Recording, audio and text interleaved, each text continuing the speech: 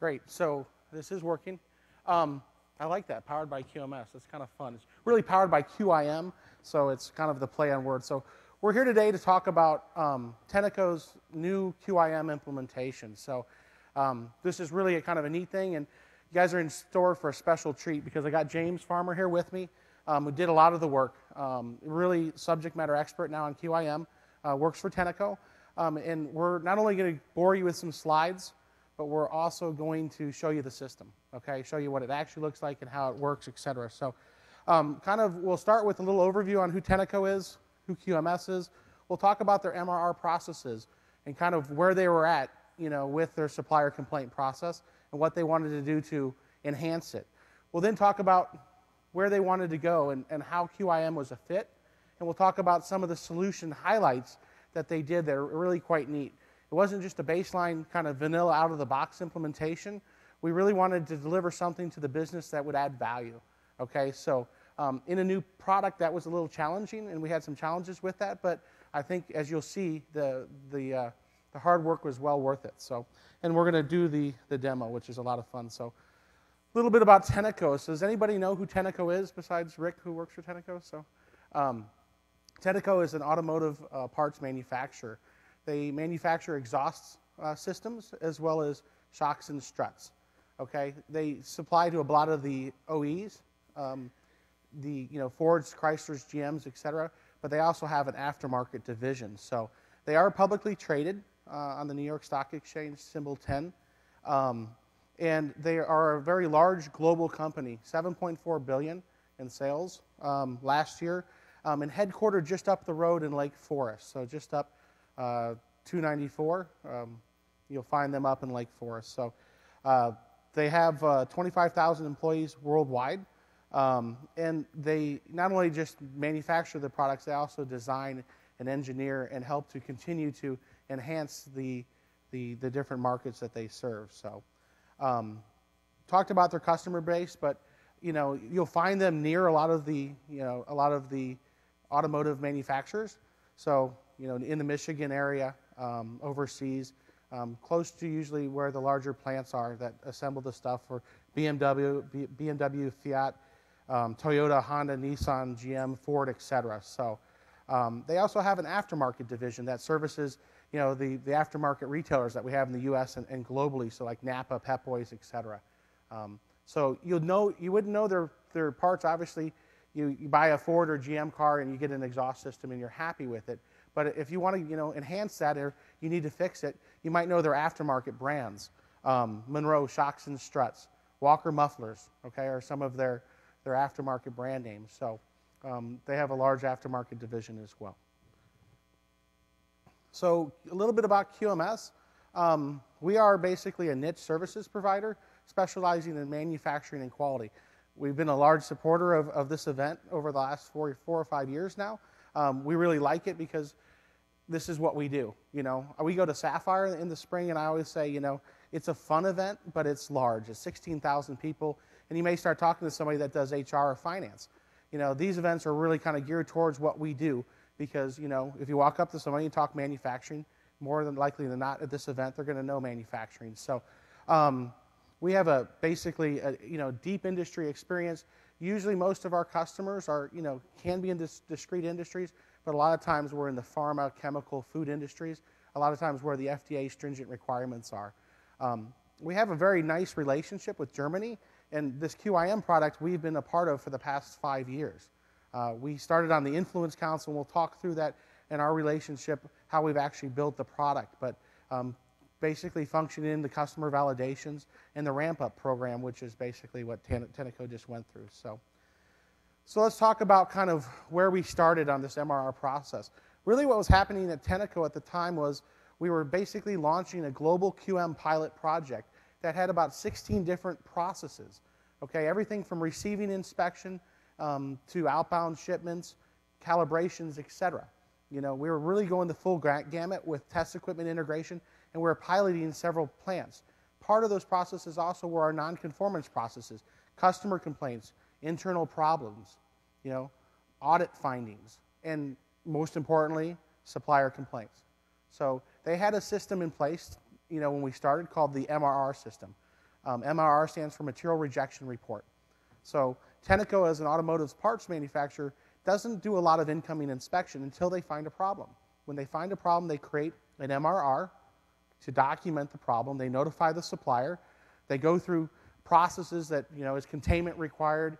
Do we want to charge the vendor? Is sorting activities needed, et cetera, to get rid of this problem? So they track that in the MRR system, and then they also generate sometimes debit memos against the suppliers based upon the amount of work that they had to do to correct the problem. So they had a Lotus Notes application, basically, 2 Lotus Notes databases that were sort of linked together, okay, that would allow them to create the issue, and it would allow them to actually create a debit memo against that. And they would then track the different, basically, entries in the Lotus Notes database, through statuses, et cetera. So they had a lot of pain points with this that they really wanted to address. While they were doing this in the Lotus Notes database and have a variety of supplier complaints, they had no interaction with their suppliers besides verbal communication. Conversely, over on the other side of the fence, they were using enterprise portals and SRM to basically have some collaboration with suppliers, and they built a custom application for their PPAP approval process.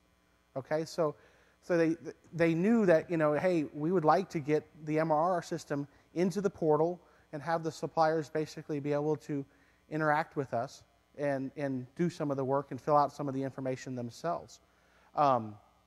Also, you hear about pain points. A lot of these complaint systems will be standalone in a web-based system or whatever, but they don't have a list of all the SAP materials or suppliers, et cetera. So this Lotus Notes database was no different. Sometimes they'd go in to create a complaint for a new part. It wasn't in there. So they had several, basically, problems with this database, with it getting updated on time, et cetera. They also had multiple sites, multiple instances of SAP that were running. So they're trying to update this Lotus Notes database from SAP instances in North America and Europe and non-SAP instances. So, and the debit memo piece, while they had a Lotus Notes database to track it, when it came time to create it, it was a manual process. And it went through several different groups to get created, and they said, why can't we automate this? Why can't we do something better? So hence the eMRR project was born. It was, basically envisioned that, hey, let's do that. Gary's laughing, our illustrious project manager, that without him we would not have gotten through this project, so I want to recognize Mr. Davis there. But so I think it was about a year and a half ago, in January or so, we were doing some of the QM readouts and validating the stuff with the business, and our business owner, Wayne Karcher, came up and said, hey, we want to create an eMRR system. We want to basically do exactly like we did with the PPAP, and we want you to create a custom web DIMPRO application for us that'll handle supplier complaints. Okay, we can do that. Said, well, we are implementing supplier complaints in SAP as part of the global template. He said, well, it's not web-based. We want it to be web-based, so we want supplier interaction. I said, okay, so, all right, we can talk about that, He said, it needs to be global. It needs to, complement the QM project. So we didn't want to go off and create something separate. We wanted to create something that would be complementary, but they wanted it web-based. They wanted it in enterprise portals, and they wanted that vendor collaboration. They really wanted to address some of these pain points, which we couldn't do or didn't want to do, in standard SAP quality management in the ECC instance. So we created a project to address the eMRR. We wanted to address and improve the pain points in the current MRR database. We wanted to make sure suppliers were there, materials were there. We didn't really want to have 2 sources of the truth. We wanted one source of the truth, which was SAP. We wanted to reference that information from the different instances of SAP. We wanted that data to be validated, to make sure that it was correct. Before we'd have to do additional checks, but they wanted that data to be validated to ensure they had the right part number. They wanted to remove the manual effort needed to create debit memos. They said this is non-value added activities, automate it. They also wanted one global system. Okay, they have, as I talked about just a minute ago, they have 2 production instances of SAP, one in North America and really one in the rest of the world, not just Europe. Latin America is on it as well. So they wanted one common system that they could capture supplier complaints, one common process that would work for everyone. So, and the big deal that they really go after is this parts per million calculation. It is a big deal. In fact, I was talking with Scott Reedy, who's the director, last night, and we're trying to look for ways to basically accelerate some of the global QM implementation around receiving inspection to start capturing this alongside the new QIM product. Because parts per million is a big deal, that calculation when they're dealing with their suppliers and managing defects. So it needed to be able to do this. So making a decision on where we went wasn't not easy, you know. Like I said, we started this a year and a half ago, and we were in talks and stuff, and we were basically had written a statement of work.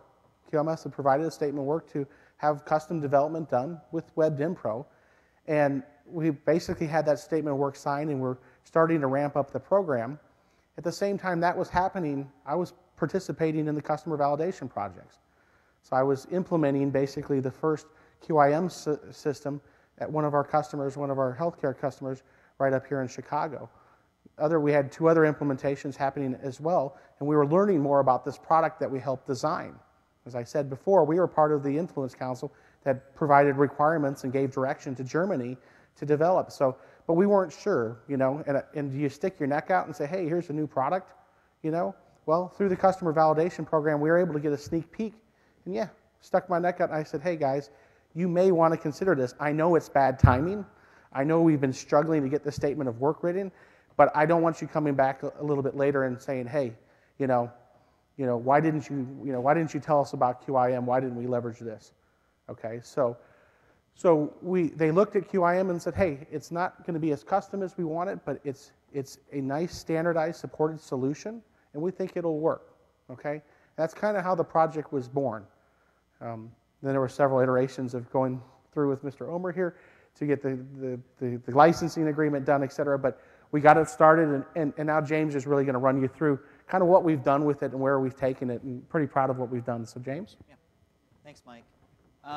One thing just to kind of talk on that point, one thing that was really cool about the QIM application was 80%, after having a demo, we determined about 80% of the functionality that QIM actually had met our requirements right out of the box, which was pretty cool for a brand new application that SAP was delivering.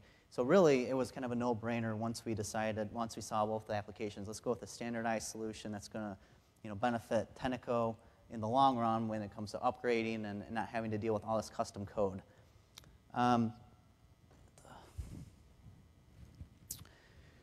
So the solution itself was actually really, I would say, pretty easy to actually implement once we started going. We were able to use one issue type to handle both North America and Europe all in one box.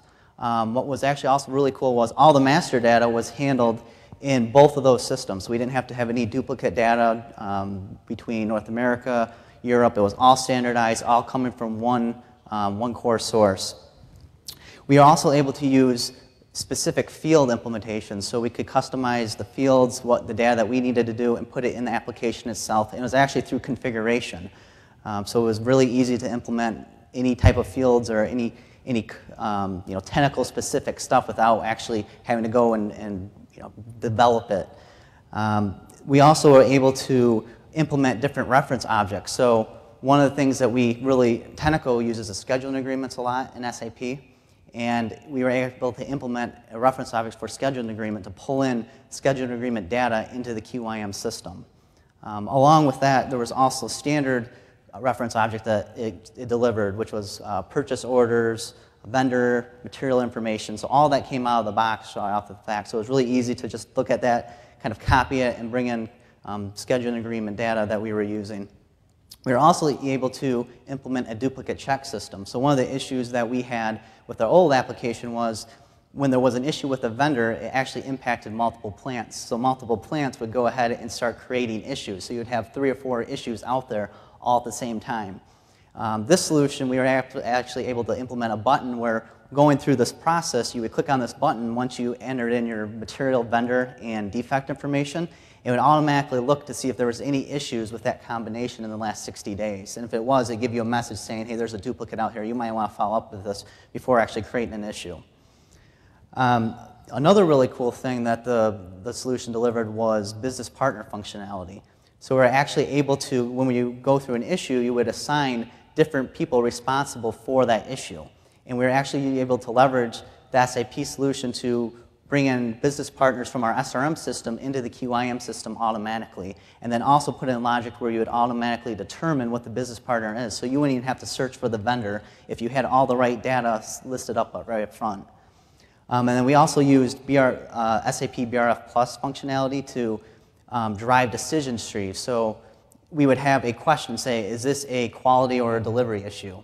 And based on the answer to that question, it would then kick off another activity saying, okay, it's a quality issue. What are some other, here's some more additional questions we want to know. You know, is the containment plan set at the Tenneco location? Is there a containment plan at the vendor location? And so you actually are answering these questions, and it's kind of like a dynamic tree. As you're answering them, different questions appear. So it's a really good way to process flow out the process. Relatively easy. Just a couple of examples where I was talking about custom fields. So this is just a screenshot where we actually had our reference object we determined was going to be our reference system, which is what ERP system are you in, and then what material. And based on that information, inputting in that screen, you'd have automatic data being populated into the system. We also, like I said before, you're able to configure this. So actually what's really cool about this is you would go on the screen and you say, hey, I want to have a field right under type of issue. You'd right-click on the screen, click on a configuration component button that would appear, and then the screen layout appears right in front of you. So then you actually would search for your field, find it, pull it in, put how long do you want the field to look. Really flexible, really easy to do.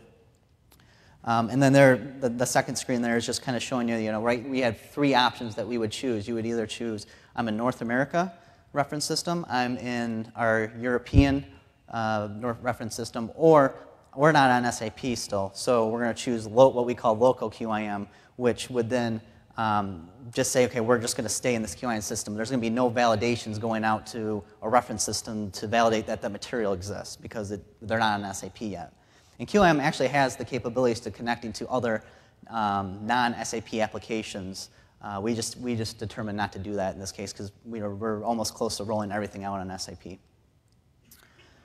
Here's where I kind of talked about the reference object section. So you would actually say, okay, I am looking up I had a delivery that was bad. It had some bad, bad product on it. I want to go find that delivery that's tied to a purchase order or a scheduling agreement. So I go in and I would choose purchase order, scheduling agreement.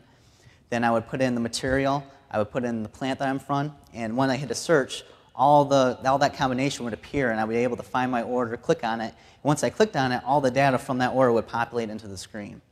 And then also right there is where I was talking about that duplicate check. At that time, that's where we would actually check to see, okay, is there another MRR out there currently in the system before I go any further in the process. This is the business partner screen. So this is actually where you determine who's going to be dealing with this issue. So like I was talking about before, a lot of this we were able to automate using BRF Plus functionality. So like, for example, each of the plants, we have a plant leader, and we'd want them to be notified that there was an issue at their plant. So based on the table in the BRF system, we say, okay, when it's this plant selected, it's going to be this business partner, this plant manager. We also had functionality where I was talking about before, where based on the vendor number that we selected, it would go into the system and look in the business partner and would look for that vendor number, and would find that vendor number. It would grab the business partner and automatically put it into as a business partner for you. So you wouldn't have to go and search for the vendor contact. And then we also put a check in there to say, okay, well, if it doesn't exist, let the person know. So then they can go follow up to see why does this business partner exist in the system yet. And then also the activities. What was really cool was we were able to say, okay, at the issue level, these are the people that are responsible. And once you actually put those people responsible, it'll automatically transfer to all the activities that that person needs to do. So you don't have to go to each activity and say, this activity is, this person's responsible for this one activity, this other person is responsible for another activity. It would all come from at the issue level. So it was really flexible, not a lot of maintenance at all. And then this is just where I was talking about the BRF functionality, where based on some questions I'm answering, it's going to drive different activities out. So the activities will automatically get driven out. They'll automatically be chosen for you, the people that are responsible for those activities. And then there's also standard workflow. So you could say, okay, well, this activity, I want a workflow to go out to a person to their inbox so they know that they have an activity in the system that they have to log in and do. So that was another big requirement on our end is, it's good to have the data in the system, but if people aren't getting notified that they actually have to go into the system, it's not going to help us out. So the system has workflow at both when we create an issue, notifications will go out to tell people that an MRR is in the system, and then also when they're responsible for an activity, they'll kick off an email to them as well.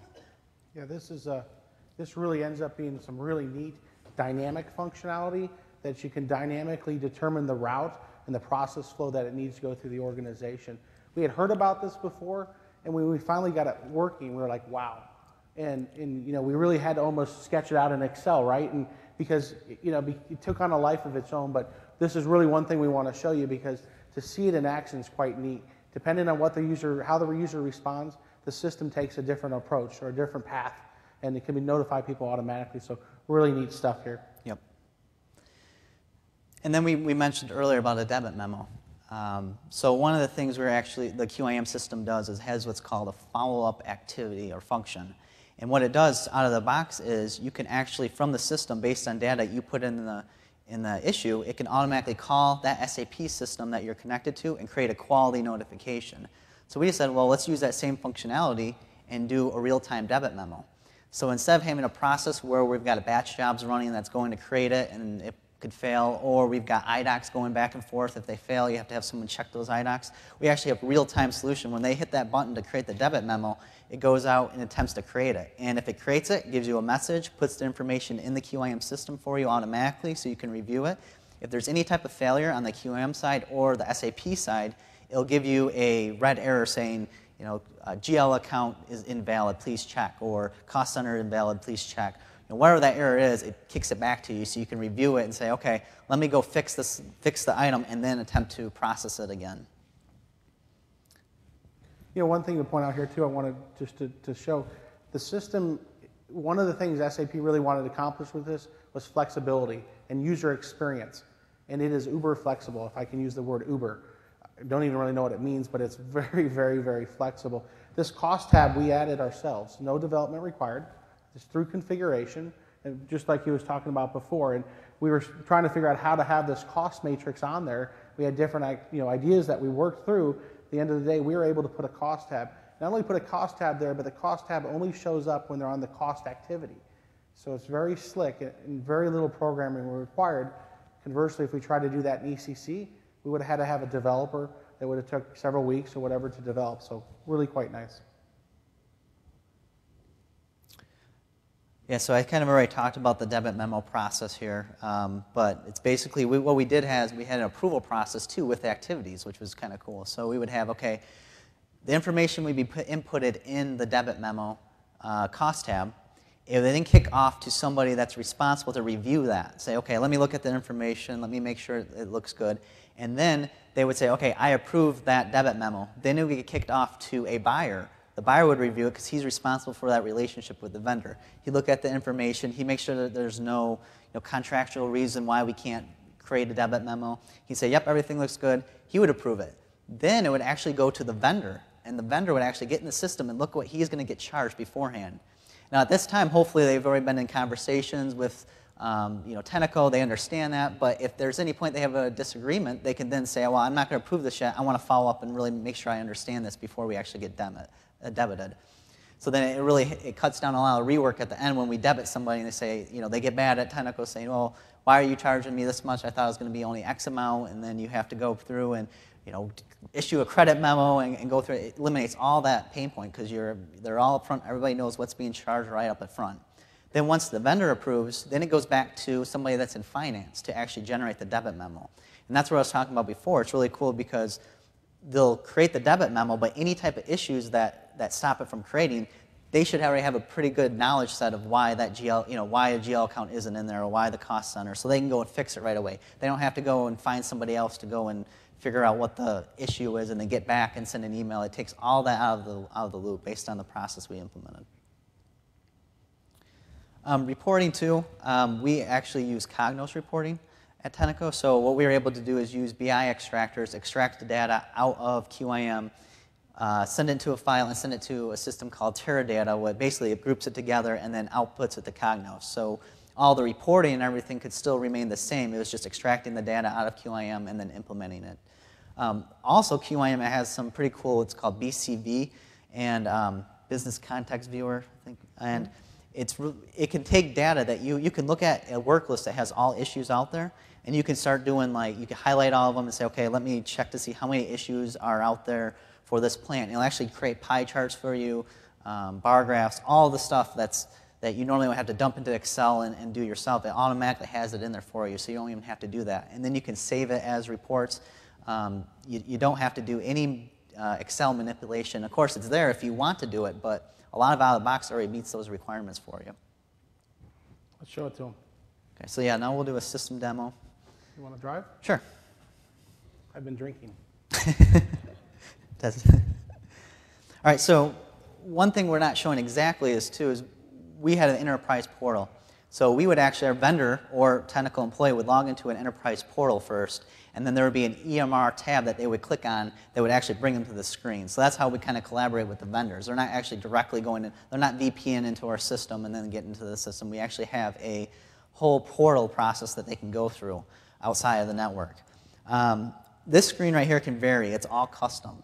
Or I should say custom, it's all personalized. So you can have different user links, you can have different work lists, you can have your charts showing up right here if you want.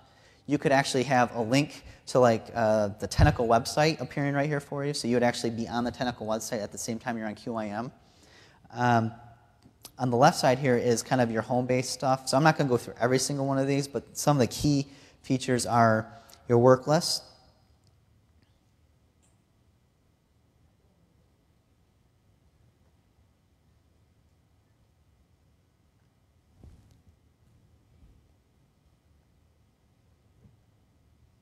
Silence. Did you hear the joke about that? All right, there we go. Here we go. See, this guy got to start telling the joke. It was sleeping. I don't know if we're connected anymore. Yeah, we're connected. Okay. Is it? Yeah, it usually I went takes. through my phone earlier and it wasn't bad, but now I guess I should click my phone back up. Okay, so this is like your work list, and this all can be modified to how you want it to look like. So this is like right out of the box. This isn't very clean, but what's cool is, like I said, you can go over here and say, okay, well, I want to just see my issues that I'm responsible for. So you click on this personalized setting right here. And you've probably seen, I mean, if you're in SAP before, you've seen this when you're looking at variant configuration. But it's kind of the same concept. You can move in fields, move out fields, and then you save your view. And then every time you log in the system, then you're just going right to that view. Cancel out of here. Another thing you can do too, and I'm not going to do it at this point, but you can actually click into the issue right here, and it'll pull it up for you. And that's how actually the solution we have with the vendors, because one of the things we had first implemented this was before we went live, we realized that the vendors could actually see all issues. So not just issues that they're responsible for other areas. So what we had to do is we actually used the Worklist solution to implement the system to look at the business partner that this vendor is assigned to. It would automatically input this into the work list. So when they open up their work list, they're automatically getting defaulted what their issues are. And then we took away the access to change the work list, and therefore they could see just what they're responsible for and what's open for them. And then we actually defaulted that for all the users as well. When the users log in, they're only seeing issues that are open for them. And then they can actually create a work list if they want to look at other issues, or if they want to look at plants that, or look at other plants that are at other MRRs, or other MRRs at plants. So, really flexible. We definitely try to keep it, let the users kind of do what they want to do, but just put some initial framework into what the vendors can see and what the users at Tenneco can see. So the process is when they're going to have an issue that they need to create, they're going to log into the system, and they're going to click on this, what we call the Quality Issue Guided. And the reason why we call it guided is it's kind of like an Amazon, or I don't know if you're familiar with SRM, the shopping cart functionality, where you have the steps that go 1, 2, 3, 4, 5. It's kind of the same process here. You log in and say, okay, my first step is I'm going to describe the issue. So you'll go through and you'll fill out all the information. We use the res asterisk to show that what's required and what's not required. One cool feature too is if you notice my name populated right here, that's because the flexibility of every field that you implement, if you right click on it, you have this user settings. You can put use current value as a default. So you can put in your name. You can put in anything that you're going to repeat all the time. Basically, you put in that information. You right-click it, say use this as my default. The next time I log into the system, it's defaulting it for me. So like I had done my name here. Here's just where you can describe the issue. I'll just say issue with. And James, showing off the flexibility, what if I didn't want to enter in the issue text? It wasn't relevant to me. How would I get rid of it? Would I call my programmer? No, you don't have to call your programmer. It's the same process. You right-click on the field. You say hide field. Field goes away. Next time you log into the system, that field's gone. You don't have to use it. Now, obviously, if it's a required field, you can't do that. But any field that's flexible, you can do that. Here's just where you put the detailed description. I'm not going to put anything here, but I've seen there's paragraphs that you could put in this. You put all the information you want in there, and the vendor will go in there and read it and have it for them. So we're using that field quite a bit. Here's where the reference system appears, and obviously you can see it, one already populated, and that's the North America reference system. If I was in Europe, I could change that to the Europe one. It's always going to populate for me. Or if I'm working both systems, I can hit the drop down here, and I can choose which system I want. Now here's the material field, and this material field is actually connected now based on the reference system I put in, connected to the ERP system. So I'm just going to put in the part number because I know the part, but if I needed to search for it, the same logic would occur. I'd hit on it, I'd have a search field, I would find my part, select it. So even though QIM is a separate system, it is validating all that data and leveraging all that data back in your ECC system. And it's very transparent to the user, which is quite nice. Yep. And then what type of issue this? And this is a lot of these are custom Tenneco fields that we put in place. So what type of issue? We want to know right up front, is this a quality or a delivery issue? So we choose quality. Next, you can move into the defect area. So Tenneco had a standard globalized defect process or code process where it was connected with QIM or with QM. So you would actually say, okay, you would go find the defect number, select it, and then from that defect number, you'd have subcodes that you could choose to say, what type of specific defect is it. So to give you an example here, I'm going to hit Add Defect.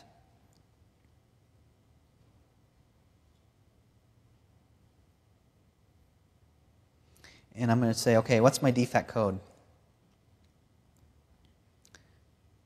I'm going to hit the search button.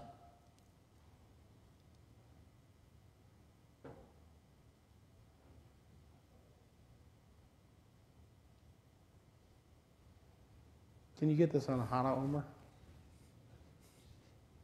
Yeah, question?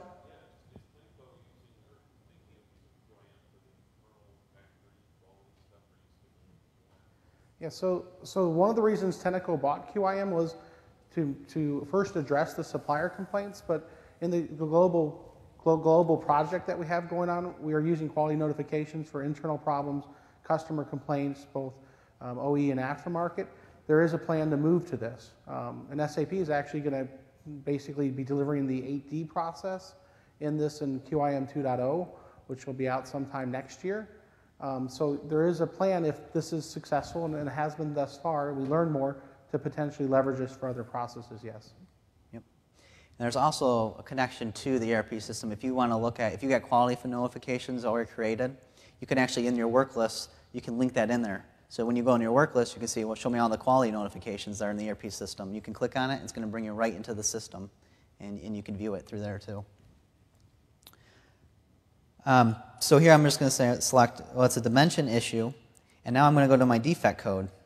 And based on that group I selected, I have a certain subset of dimension codes I can choose from. If I would chose a different group, I'd have different selections here. So I'll just use the first one here. So time-wise, let's kind of run through some of the cool stuff too. What's that? But we're kind of getting short on time. Oh, so okay. Let's run through the partners real quick, and then Yep. The reference objects, partners, and activities, and show them the BRF Plus piece real quick. Sure. So once you input your information at the issue level, then you can say, okay, well, where is the issue actually happening in the ERP system? What's my purchase order and delivery document? What's all the reference objects? So I would click on here and say, well, I'm going to find, I know that this is on a purchase order.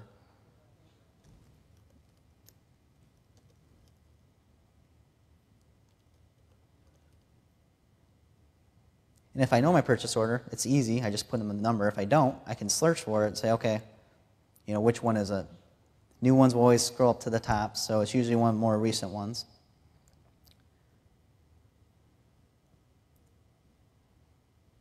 Once I select that, all the information pertaining to that appears. So I've got my plant, I got my order number, I've got my material, I've got my vendor, we use vendor partner functions, so we've got the order from address, the invoicing party, all connected to there, so you can see all that. And then here's where I would say, okay, let me see if there's any duplicates out there. And it says no duplicates exist within the last 60 days. So, okay, I'm good. One of the cool things here too is when it brings in all these reference objects, it's truly referencing that data.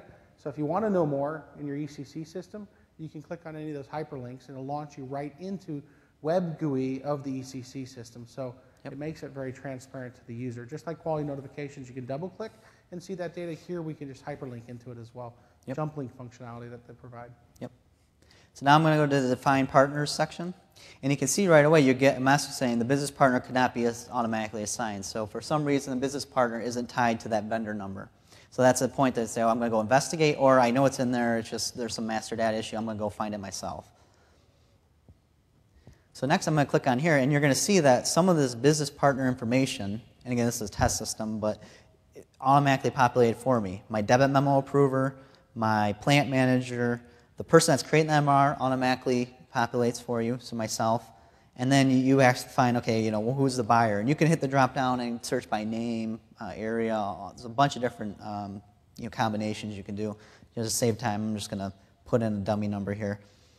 And then this is where the vendor business partner would be defined if it automatically is found. If not, same thing, I would search for it, find it. Oops, I did 102.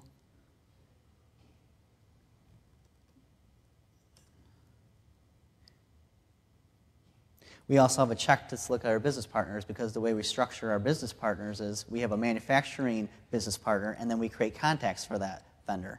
So we actually want to find the contact person. The contact person is the one that's actually going to be dealing with it. We don't care about the manufacturing location as a whole. So it will check to make sure you're actually choosing a person, not the actual manufacturing company.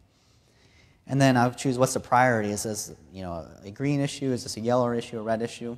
All this drives is the different type of workflows. If I choose a red one, a lot more people are going to get emails versus if I choose a green one. And then next, this is where kind of the core process happens. I'm going to have to answer some questions off the bat. Is this a quality or delivery issue? So if I know what the selection is, I can just select it, or I can hit the drop down here and say, okay, quality. And then once I select that activity and I say, okay, I'm complete with answering this question, I'll complete it. It'll kick off the next questions for me. So now basically, okay, it's quality. Well, you're going to have a containment plan. Are you going to have a corrective action plan? And it's the same process. So the system's dynamically determining the workflow and the process flow through the organization based upon his answers. This is one huge, huge, huge improvement over quality notification functionality, because before we had tasks and activities, and we still have tasks, and you know, these are all called activities, but we can basically display information to the user, we can ask them a question, we can have short-term preventative actions and long-term preventative actions. So a lot of different things, and it's just dynamically going to build. And kind of James went through it earlier, but you know, we got challenged by our project manager that if they've gone through the work to assign the partners on the issue level, why wouldn't they default to the activity level? So why would they have to choose those again? So we have an enhancement in place that brings all that data through, which is quite nice. It really does make the application very user-friendly. Exactly. And each activity has its own tab, so you can actually submit containment plan to the vendor. This is a vendor action. You can say vendor corrective action, and this vendor needs to do it. He would actually come into that activity, and he could put information as to the containment plan. He could go through and say, okay, I'm going to attach a containment plan into there, and you can actually upload it into there. So it's very flexible, very user-friendly. And then we have our same process with our debit memo. We say, is the debit memo needed, yes or no? And then it kicks off that approval process I was talking about earlier. So in the interest of time, I think now if you have any questions or not, we're around all day. We can show you more about this. Yes, sir. Out of curiosity, what was the deployment time it took to get this up and running? You mentioned the project started 1.5 Right.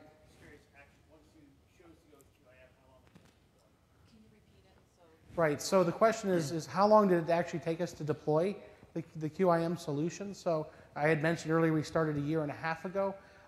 We really kicked the project off. When did we kick it off? I would say November.